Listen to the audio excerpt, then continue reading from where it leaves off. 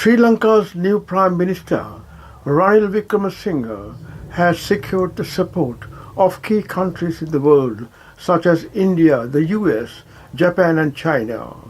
He is expected to get majority support in Parliament also, though he is the lone representative of his party, the United National Party, in Parliament.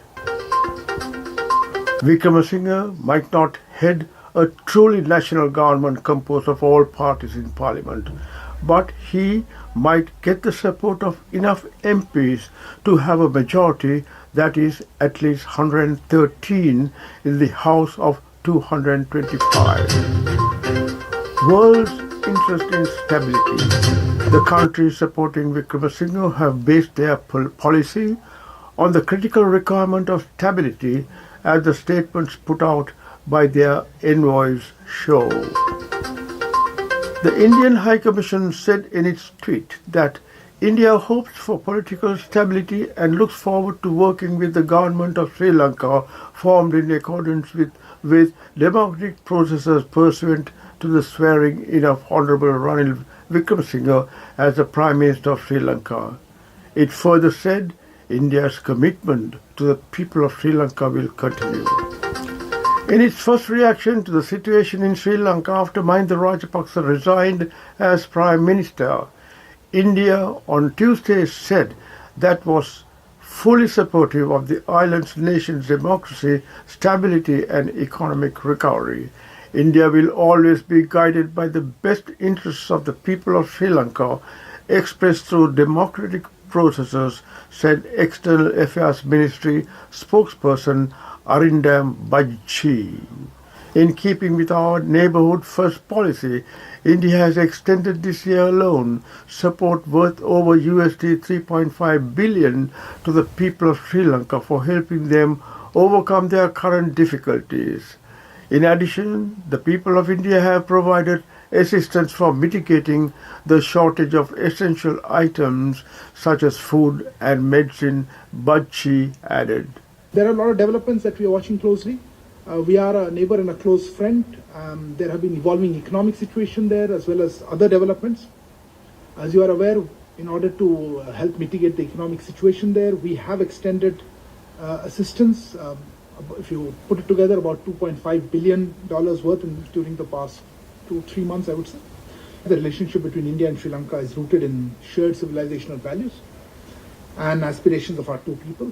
Our cooperation, based on commonality and interests, has been strengthened in recent months.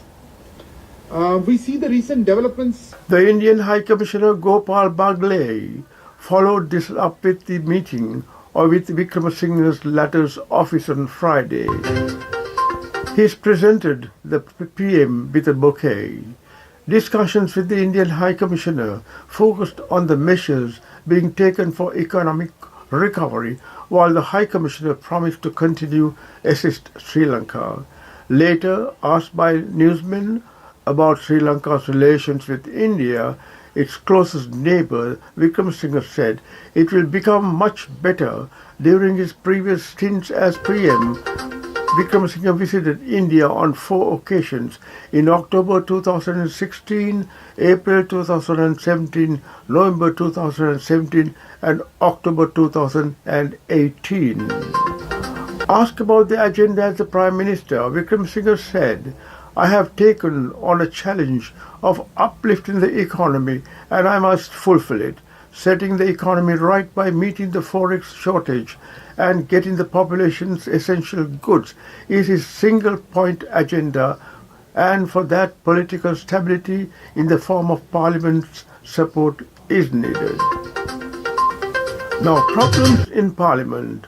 While Wickremesinghe has strong support from the 4 most important countries in its foreign relations, he is yet to fathom the level of support in Parliament. He has to face Parliament on May 17th, when the opposition Samaji Jana Balavegia SJB, led by Sajit Premadasa, will be bringing in a motion of no confidence against his government and also President Gotabaya Rajapaksa. As of now, the ruling Sri Lanka Podijana Peramuna SLPP is with Wickremesinghe as per the wishes of President Rajapaksa and the rest of the Rajapaksa clan. The 41 MPs from SLPP and its allies who had rebelled and are sitting as independents are expected to act independently but without the objective of toppling the government. The group spokesman Vimal Veeravansa stated that it has no intention of sabotaging the administration. It will not indulge in hate politics and will not allow the country to become anarchic, he said. The Pirithuru Hela Urubaya PHU leader Udaya Gavanpilla stated that as long as PM Ranil Wickremesinghe works to rescue the country from the abyss, the independents would extend support while remaining in the opposition. This country needs a government. We will not make any attempts to topple it, the former energy minister said. The Sri Lanka Freedom Party, SLFP, a former ally of the SLPP, had decided not to accept any portfolios or be a part of the government under Prime Minister Wickremesinghe. It will decide on its stand vis-à-vis the SJB's no-confidence motion late on Friday after internal consultations. The Janata Vimukta Peramuna, JVP, and the Tamil National Alliance, TNA, are anti-government and are likely to vote for the no-confidence motion, but they are small parties. The JVP has only 3 MPs and TNA 10. The Japanese envoy Mitsukoshi Hideaki also pledged their continued support towards the stabilization of Sri Lanka's economy.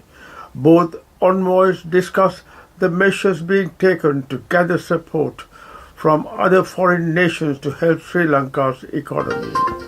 Prime Minister Wickremesinghe discussed the upcoming visit of the U.S. Treasury team with the U.S. ambassador.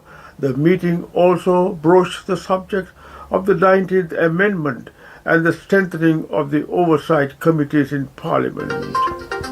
The Chinese ambassador, when meeting Prime Minister Wickremesinghe, expressed his country's willingness to continue to support Sri Lanka while also pledging to review existing assistance provided to the country.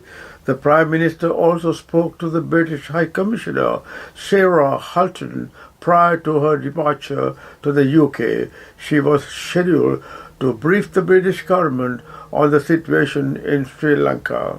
Prime Minister Ranil Wickremesinghe has invited the Samaji Janabala Vegya to join hands with the new government to resolve burning issues, leaving aside party politics. In a letter to the opposition leader Sajith Premadasa, the Prime Minister invited the SJB to support the joint effort made by them to immediately resolve the burning issues faced by the people and also to stabilize the country economically, politically and socially by obtaining foreign assistance. The Prime Minister has also sought the opposition leaders' positive and swift response as the future of the country was facing a serious situation day by day. The resident representative of United Nations in Sri Lanka, Hansa Singer Hamdi, states that the United Nations hopes for the greater political stability in the coming weeks as the new government commences work. United Nations cooperation at a technical level will continue to support Sri Lanka's recovery, she said. Sri Lanka received the first donation of medicines and supplies worth 1.6 million thanks to Indonesia for the prompt efforts to support immediate needs. WHO is coordinating assistance to keep Sri Lanka's health system functional and sustain its notable health achievements. With a stable government formed under the leadership of Ranil Wickremesinghe, with his friendship and cordiality with most nations and being premier 4 times before, the consensus is most suitable candidate for the post to pull out of the doldrums the nation is in. President Gotabaya has learned from his mistakes in the past, and the voices of the people's Go Home Gotha will reverberate even in his dreams, and hopefully his administration as president will have an impact for the good of the country. As I said all the time, I could see the light at the end of the tunnel for a hopeful, better Sri Lanka to live in. Stay safe and goodbye for now.